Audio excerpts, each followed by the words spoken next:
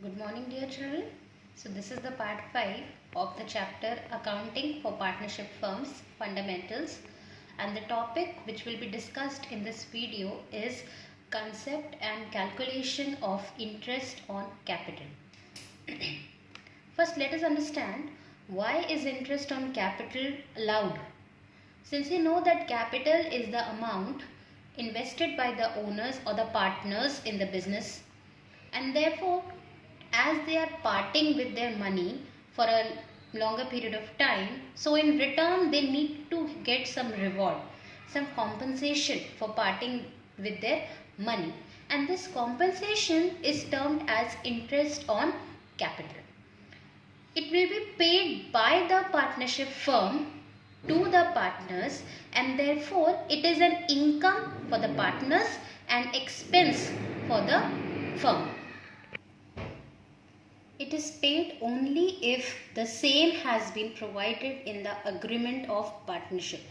इसका ये मतलब है कि ये तभी पे होगा पार्टनर्स को by the firm only and only if it is mentioned in the agreement of partnership, or we can say the partnership deed.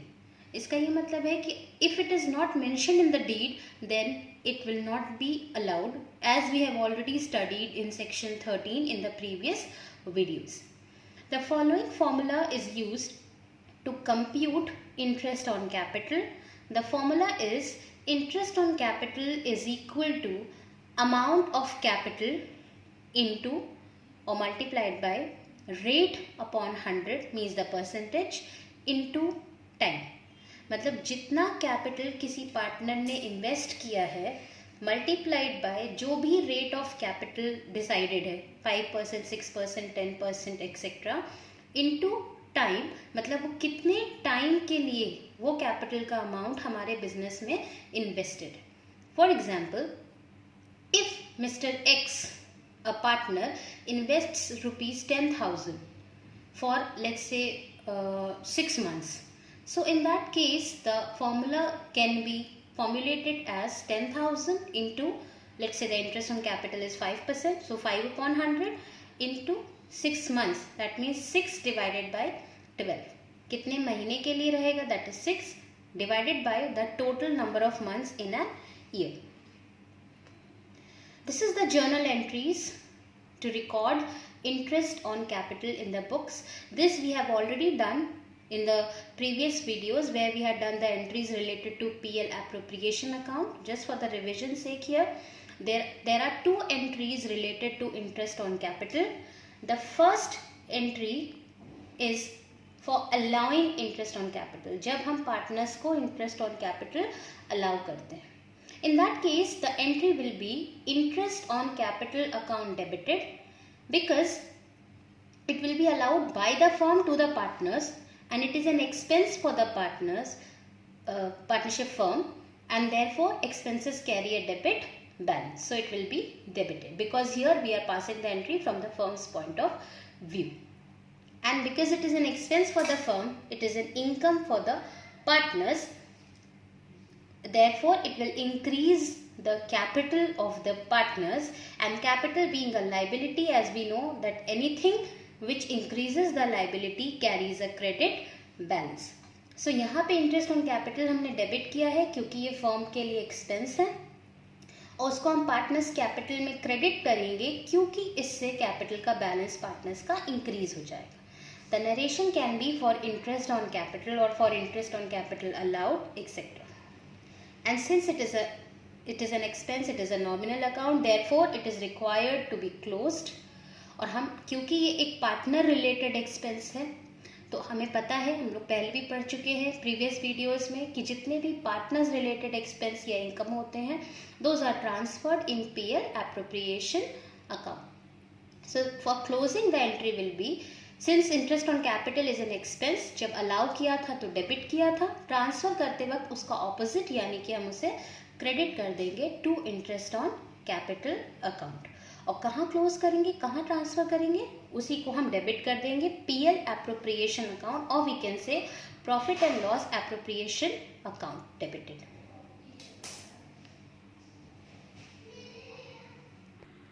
Different cases related to interest on capital. The first case is when the partnership deed is silent. अगर partnership deed नहीं बनी है, अगर वो interest on capital के बारे में कुछ भी उसमें मेंशन नहीं है, तो उस केस में interest on capital will not be. Secondly, when partnership deed provides that interest on capital is to be allowed. अगर पार्टनरशिप डीड साइलेंट है तो हम कोई भी इंटरेस्ट ऑन कैपिटल पार्टनर्स को नहीं देंगे, लेकिन अगर पार्टनरशिप डीड में इंटरेस्ट ऑन कैपिटल अलाउ करने के लिए मेंशन है तो उसमें भी फर्दर केसेस होते हैं इन केस ऑफ लॉस. अगर लॉस होता है क्योंकि interest on capital is an appropriation of profit, मतलब प्रॉफिट होगा तो हम इंटरेस्ट ऑन कैपिटल देंगे, अदरवाइज नहीं. तो इसीलिए अगर डीड मेंशन भी करती है कि हमें इंटरेस्ट ऑन कैपिटल देना है, बट अगर हमारे बिजनेस में लॉस हो जाता है तो उस केस में भी हम इंटरेस्ट ऑन कैपिटल अलाउ नहीं करेंगे, because it is an appropriation of profit. B point, in case of sufficient profit, अगर हमारे पास प्रॉफिट इतना सफिशिएंट हो रहा है कि हम इंटरेस्ट ऑन कैपिटल दे सकते हैं, तो उस केस में interest on capital is allowed in full. अगर लॉस होगा तो हम बिल्कुल इंटरेस्ट ऑन कैपिटल नहीं देंगे. अगर हमारे पास सफिशिएंट प्रॉफिट है तो हम पूरा इंटरेस्ट ऑन कैपिटल देंगे. And in case of insufficient profit, मतलब हमारे पास प्रॉफिट तो हो रहा है बट इतना नहीं है कि हम पूरा इंटरेस्ट ऑन कैपिटल दे सकें, तो उस केस पे हम इंटरेस्ट ऑन कैपिटल को प्रोपोर्शनेटली देंगे, एक पर्टिकुलर रेशियो, एक पर्टिकुलर प्रपोर्शन में देंगे, उतने ही प्रॉफिट्स को यूज करके जितना हमारे पास अवेलेबल है. तो उस केस में हम पूरा इंटरेस्ट ऑन कैपिटल ना दे करके, बल्कि हम जो हमारे पास रेसिडुअल प्रॉफिट है उसको हम डिवाइड कर देंगे capital ratio. In case of insufficient profit, interest on capital is allowed proportionately to the extent of available profits. In such a case, profits are distributed in capital ratio. मतलब कि जिस partner ने capital invest किया है उसके ratio में, उस proportion में उसको इंटरेस्ट ऑन कैपिटल दे दिया जाएगा. Then case number 3, if interest on capital is to be provided as a charge. हम लोगों ने पहले प्रीवियस वीडियोज में पढ़ा है कि चार्ज अगेंस्ट प्रॉफिट क्या होता है, एप्रोप्रिएशन ऑफ प्रॉफिट क्या होता है. So if interest on capital is to be provided as a charge, if it is treated as a charge against profit, means अगर प्रॉफिट हो या लॉस हो हमें इंटरेस्ट ऑन कैपिटल देना ही देना है, अगर डीड ये कहती है, तो उस केस में it is allowed in full irrespective of profit और लॉस. अगर डीड कहती है कि इंटरेस्ट ऑन कैपिटल जो है वो एक चार्ज अगेंस्ट प्रॉफिट की तरह ट्रीट किया जाएगा, तो हमें प्रॉफिट हो या लॉस हो हमें ये पूरा पूरा उनको देना ही पड़ेगा. Note, these 2 points are to be noted. Point number 1, interest on capital is calculated on the opening balance of the capital for the full year. Very important. Interest on capital हमेशा हमें कैपिटल के opening balance पर calculate करना है. अगर हमारे पास opening balance नहीं है तो हमें वो निकालना पड़ेगा. ओपनिंग बैलेंस का मतलब है the balance which is given at the starting of the accounting year.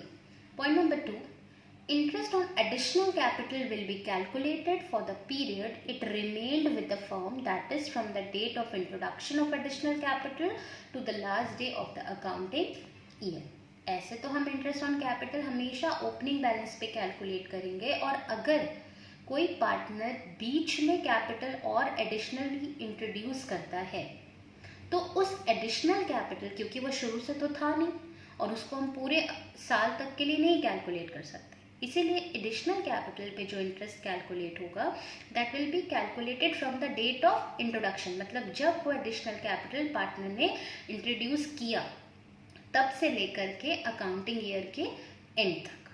For example, if your accounting year starts from 1st April 2017 and ends on 31st March 2018, and if the partner introduces capital on let's say 1st January 2018, तो आप उस capital पे पूरे साल का interest तो charge कर नहीं सकते, अलाउ कर नहीं सकते, तो आप उस पर चार्ज करेंगे from the date of introduction that is January 1st 2018 till the last day of accounting year that is 31st March 2018. That makes 3 months, January, February and March. Point number 3, This is in relation to the first point. Since we know that we calculate the interest on capital only and only on the opening balance of capital. So if opening capital is not given, it can be calculated as we have to apply the following formula. This formula we have also discussed in class 11, जहाँ पे हमें reverse calculation करनी होती है. जो generally हम capital में add करते हैं वो हमें ओपनिंग कैपिटल कैलकुलेट करने के लिए डिडक्ट करना पड़ता है, और जो जनरली हम डिडक्ट करते हैं वो हमें ऐड करना पड़ेगा. This is the reverse calculation. So if opening capital is not given, it can be calculated as opening capital is equal to closing capital, मतलब आखिर की जो कैपिटल आपको बताई हुई है, plus drawings minus profits minus additional capital introduced during the year. This is the question based on whatever we have discussed till now. Question number 1, it says Girish and Satish are partners in a firm. Their capitals on 1st April 2017 were rupees 5,60,000 and rupees 4,75,000 respectively. On August 1st, 2017, they decided that their capitals should be 5 lakh each. The necessary adjustment in the capitals were made by introducing or withdrawing cash. Interest on capital is allowed at 6% per annum. You are required to compute interest on capital for the year ending 31st March 2018. 1st April 2017 से हमारा year start हुआ है. Girish and Satish दो partners हैं, जिसमें से गिरीश का capital 5,60,000 है इनिशियली और सतीश का कैपिटल 4,75,000 है. 1 अगस्त 2017 को उन्होंने डिसाइड किया कि दोनों का ही कैपिटल 5 लाख होना चाहिए, और इसके लिए जो भी कैपिटल एक्स्ट्रा लाना है या विड्रॉ करना है वो किया जाएगा कैश में. और इंटरेस्ट ऑन कैपिटल हमें चार्ज करना अलाउ करना है 6% पर एनम, और इसमें आपको इंटरेस्ट ऑन कैपिटल कैलकुलेट करना है फॉर द ईयर एंडिंग 31 मार्च 2018. तो आप क्वेश्चन से ही देख सकते हैं कि उन्होंने 1 अगस्त को डिसाइड किया कि उनका कैपिटल 5 लाख ईच होगा, मतलब कि 1 अगस्त तक इनका कैपिटल यही था. तो हमें जो इंटरेस्ट ऑन कैपिटल चार्ज करना होगा वो 1 अप्रैल से 1 अगस्त तक इन्हीं दोनों अमाउंट्स पे चार्ज करना होगा. गिरीश का 5,60,000 पर और सतीश का 4,75,000 पर. 1 अप्रैल से 1 अगस्त यानी कितने मंथ्स का?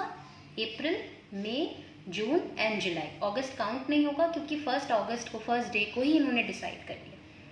तो गिरीश का 5,60,000 पर 4 मंथ्स के लिए 6% का इंटरेस्ट हम देंगे, और सतीश के 4,75,000 पर हम 6% का इंटरेस्ट 4 मंथ्स के लिए देंगे. फिर 1 अगस्त से उन दोनों का कैपिटल 5 लाख हो गया, इसलिए 1 अगस्त 2017 से ईयर एंड यानी 31 मार्च 2018 तक, यानी हाउ मेनी मंथ्स?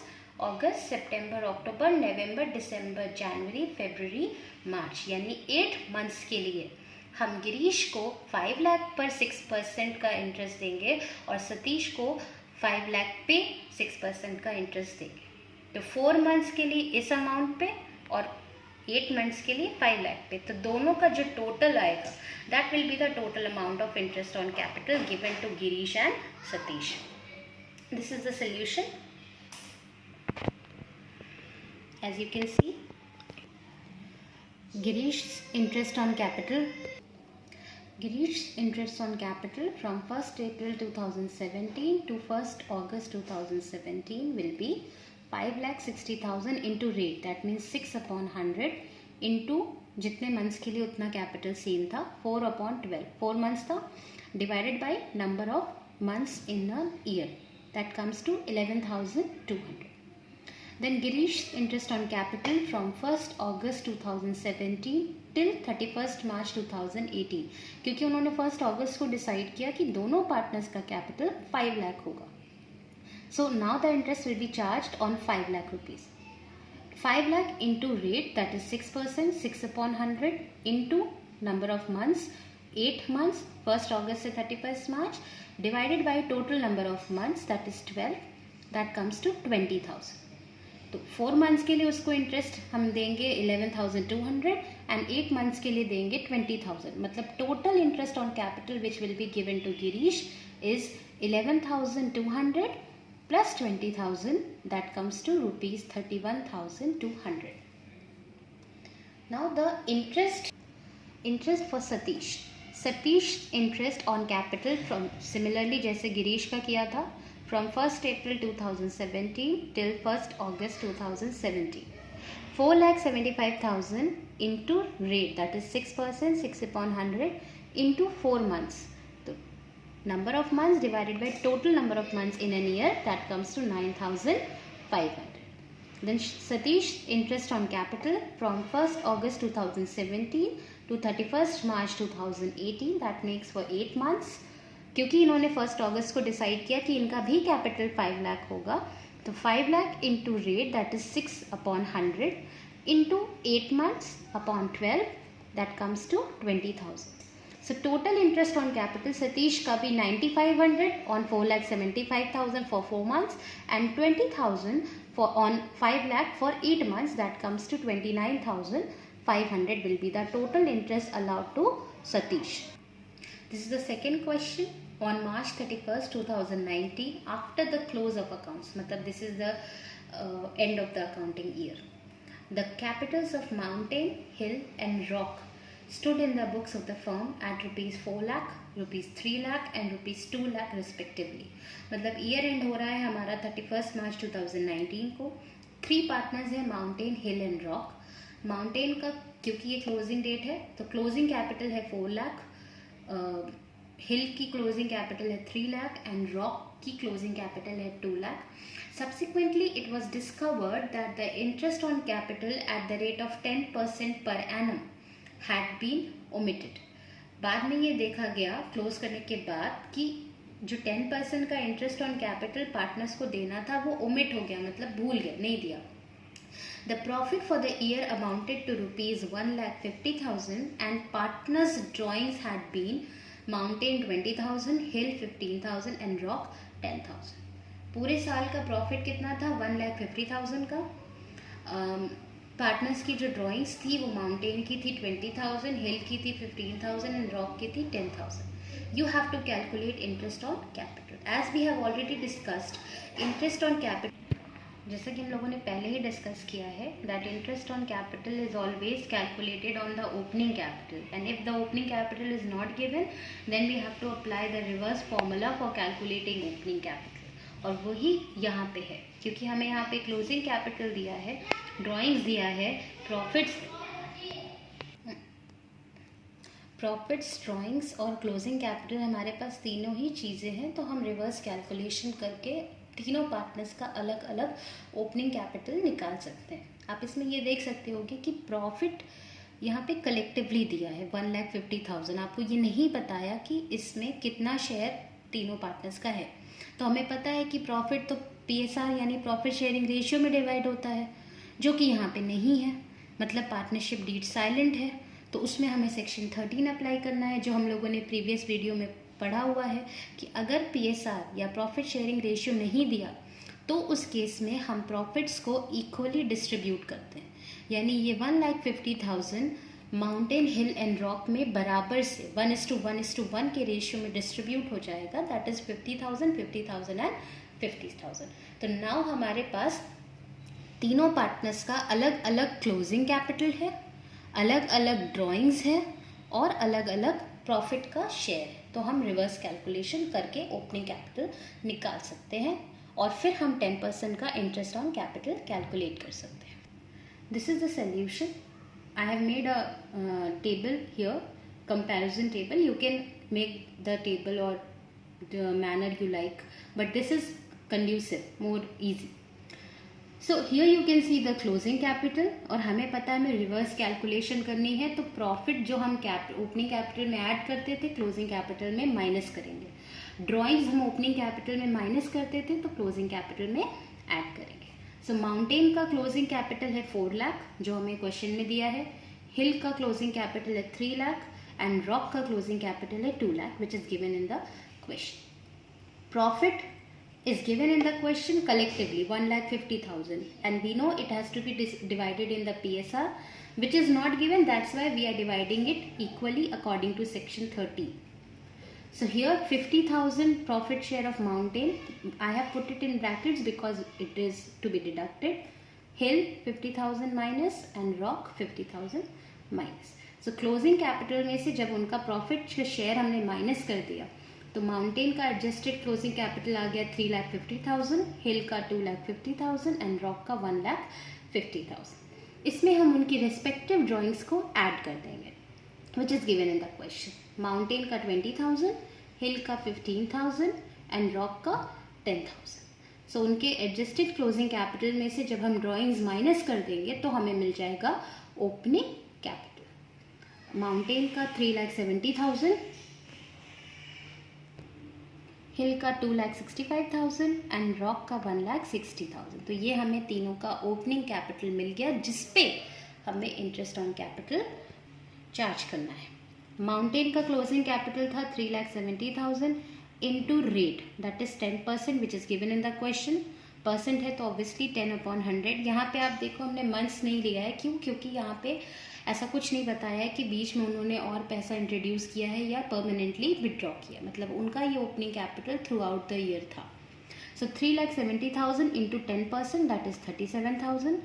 हिल का opening capital 2,65,000 into 10% that means 26,500 and Rock का opening capital 1,60,000 into 10% that means 16,000. So this is the interest on capital to be given to the three partners. This is the assignment, the homework which you need to do in your register. The question number 1 is you have to give the formula for calculating opening capital. What is the formula? Closing capital plus drawings minus profits minus additional capital introduced if any. Question number 2, you have to redo the questions taught in this video. The 2 questions which I have discussed in this video, you have to practice it, you have to redo it on your own in your register. And question number 3, you have to solve illustration number 2, 3, 4 and practical question number 3 from your accounts book by D.K. Goyal. Just go through this video once again, and especially the previous videos keep on going because all the topics are interrelated, and while you are doing one topic you have to remember the previous one. So revise the video content, do the homework which is given to you, practice the questions children, and do remember, do learn all the formulas which we are discussing. Thank you children, take care. और जो questions आपको book से करना है that is to be done from your accounts book by D.K. Goyal from volume 1 chapter number 1 partnership fundamental, जो आपके video में chapter का नाम दिया हुआ है. Okay children, thank you.